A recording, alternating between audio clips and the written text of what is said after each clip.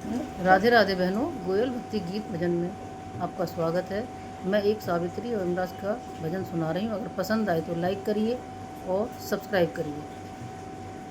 सावित्री ठाड़ी यम के द्वार मांगे फलों पसार, सावित्री ठाड़ी यम के द्वार भिक्षा मांगे फलों पसार। दे दो यमराजा मेरे पति के नाम, दे दो यमराजा मेरे पति के नाम। पहला वरदान तुम्हें दिया सावित्री, भाग्यवती हो गए तुम सावित्री, भाग्यवती हो गए तुम सावित्री।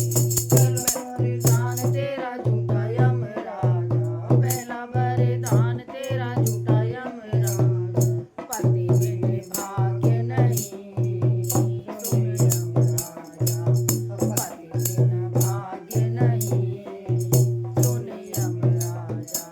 सावित्री ठाड़ी यम के द्वार भिक्षा मांगे फलों पसार, सावित्री ठाड़ी यम के द्वार